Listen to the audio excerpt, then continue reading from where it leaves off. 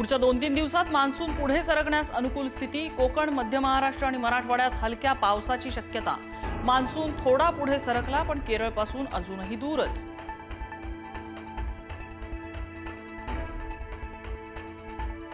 मुख्यमंत्री फडणवीस आणि केंद्रीय गृहमंत्री अमित शहांमध्ये 30 मिनिटं बंद दाराआड चर्चा। अर्थमंत्री पदासंदर्भात सुनेत्रा पवारांचं मत शहांसमोर मांडल्याची माहिती।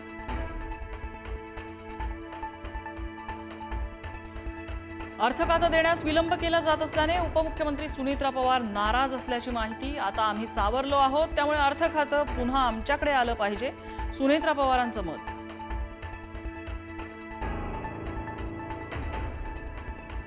अर्थखातं भाजप सोडणार नाही, मुख्यमंत्र्यांकडेच खातं राहणार असल्याची माहिती। अर्थखात्याचा मुद्दा दिल्लीत भाजप श्रेष्ठींपर्यंत जाण्याची शक्यता।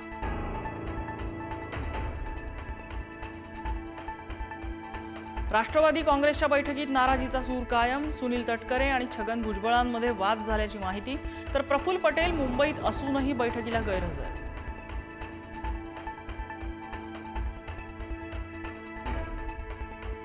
कांद्याच्या प्रश्नावर येत्या 10 दिवसात निर्णय होणार, दिल्लीतल्या बैठकीत अमित शहांचं आश्वासन। नाफेड एनसीसीएफने 10 लाख टन कांदा खरेदी करण्याची राज्य सरकारकडून मागणी।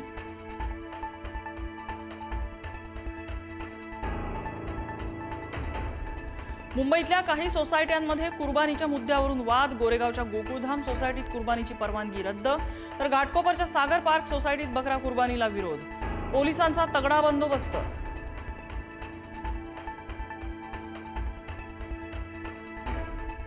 गोकुळ दूध संघाच्या उत्पादनांना हलाल सर्टिफिकेट। कोल्हापुरात नवा वाद पेटला, तर आखाती देशात निर्यातीसाठी हलाल सर्टिफिकेटची गरज असते, मंत्री हसन मुश्रीफांचं स्पष्टीकरण।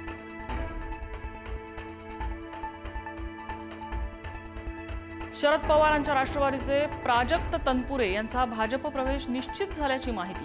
30 मे रोजी भाजपात प्रवेश। तनपुरेंना अहिल्यानगरच्या जागेवर उमेदवारी जाहीर होण्याची शक्यता।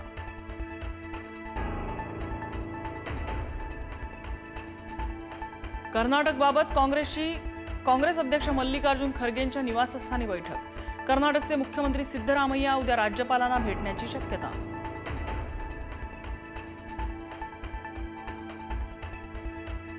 नीट पेपर फुटी प्रकरणी मोटेगावकरच्या मुलाची सीबीआयकडे कबुली। नीट पेपरच्या 10 दिवस आधीच पेपर मिळाल्याची कबुली। मोटेगावकरच्या मुलाला स्टार विटनेस करण्याची सूत्रांची माहिती।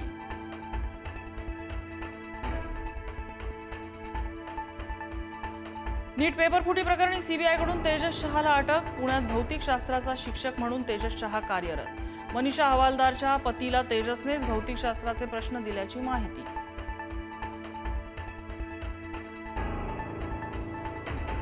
केरळचे माजी मुख्यमंत्री पिनरई विजयन यांच्या घरावर ईडीचा छापा। कार्यकर्त्यांकडून ईडीच्या अधिकाऱ्यांच्या गाडीची तोडफोड। विजयन यांच्या मुलीच्या कंपनी संदर्भात ईडीची कारवाई।